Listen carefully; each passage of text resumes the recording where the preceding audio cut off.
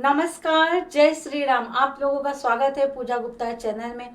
कैसे हैं आप लोग? उम्मीद है आप लोग स्वस्थ और मस्त होंगे। तो दोस्तों, आज मैं आप लोगों से बात करूंगी कि चैत्र मास के कृष्ण पक्ष के प्रदोष का व्रत कब रखा जाएगा, त्रयोदशी कब प्रारंभ हो रही है और त्रयोदशी कब समाप्त हो रही है, और पूजा का शुभ मुहूर्त क्या है, प्रदोष काल में पूजा का शुभ मुहूर्त क्या है, अब और हम भोलेनाथ की पूजा अर्चना पाठ हम कैसे करें। तो दोस्तों, वीडियो में अंत तक अवश्य बनी रहिएगा। वीडियो आप लोगों को कैसा लगता है, प्लीज़ वीडियो को लाइक करना, सब्सक्राइब करना। अगर चैनल पे पहली बार आए हैं तो चैनल को सब्सक्राइब अवश्य कीजिएगा। तो चलिए दोस्तों, अब हम लोग शुरू करते हैं। देखिए, भगवान शिव को प्रदोष का व्रत अति प्रिय है। जो भी मनुष्य, यहाँ तक कि ये भी कहा गया है, जो भी मनुष्य, जो व्यक्ति अगर प्रदोष का व्रत रखता है उसके सारे दुख दूर होते हैं। एक एकादशी का व्रत और एक प्रदोष का व्रत जो बहुत ही सर्वोत्तम बताया गया है। जो भी जातक इस व्रत का उपवास, व्रत विधि, पूजा पाठ करता है निष्ठा भाव से, उसके पर स्वयं भगवान प्रसन्न होते हैं।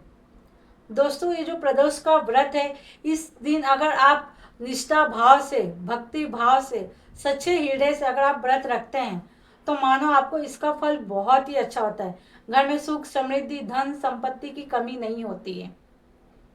तो दोस्तों, इसका व्रत कब रखना है पहले हम जान लेते हैं, ठीक है। तो देखिए, प्रदोष काल जो रहेगा, प्रदोष का जो व्रत रहेगा साल 2026 में चैत्र कृष्ण पक्ष का प्रदोष का व्रत 2026 में 16 मार्च सोमवार को किया जाएगा।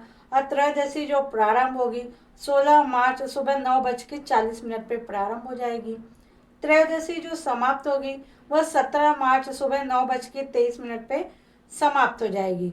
पूजा का जो शुभ मुहूर्त रहेगा वह 16 मार्च सोमवार को, पूजा का जो शुभ मुहूर्त है सायकाल 6:30 से रात्रि 8:54 तक रहेगा।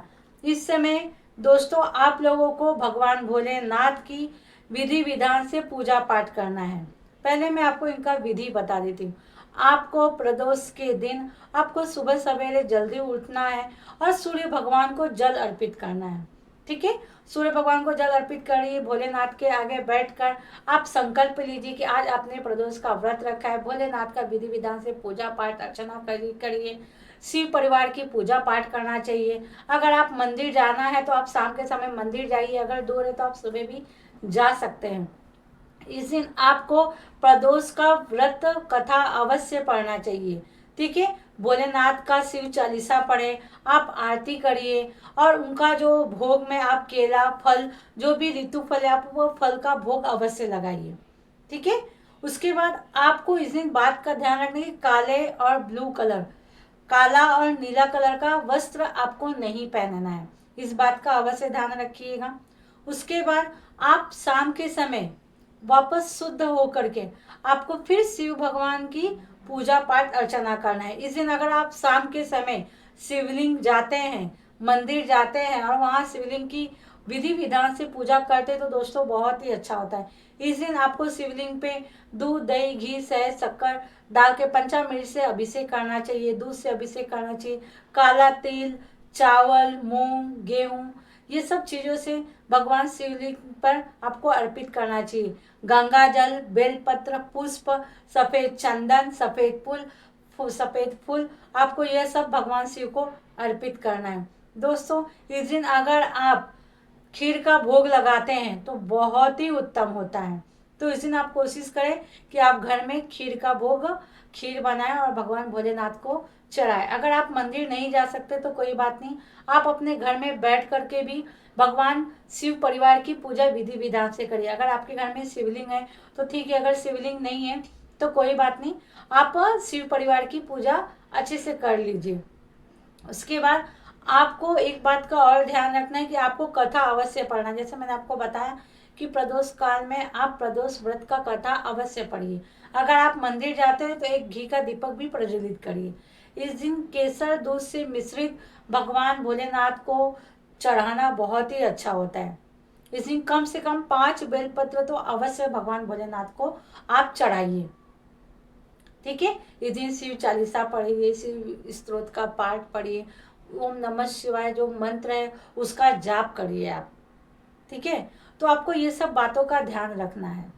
जितना हो सके आप पूरा दिन आप पूजा पाठ और भगवान भोलेनाथ की आराधना करें। दोस्तों प्रदोष का व्रत बहुत ही उत्तम होता है। जो मनुष्य रखता है उसके पर भगवान अति शीघ्र प्रसन्न होते हैं भोलेनाथ जी। तो आप कोशिश अवश्य कीजिए कि आप प्रदोष का व्रत जरूर करिए, और जो मैंने आपको विधि विधान बताया है उस तरीके से करिए, ठीक है। और आपको इस दिन एक बात का और भी ध्यान रखना है कि जैसे कि आप मंदिर जाते हैं तो एक बात का ध्यान रखिए कि कुछ दान पुण्य वगैरह भी आप कर दीजिए। जैसे हम व्रत रखते हैं ना तो कुछ दान भी जरूर करना चाहिए। तो आप वहाँ पे पंडित है तो उनको दान कर दीजिए, या कोई निर्धन व्यक्ति आप दिख रहा है तो आप उस दिन उनको दान अवश्य कर दीजिए। तो इस बात का आप ध्यान रखिए, ठीक है। तो उम्मीद है आप लोगों की वीडियो अच्छा लगा है। अगर वीडियो अच्छा लगा तो वीडियो को लाइक कीजिए, सब्सक्राइब कीजिए और कमेंट में हर हर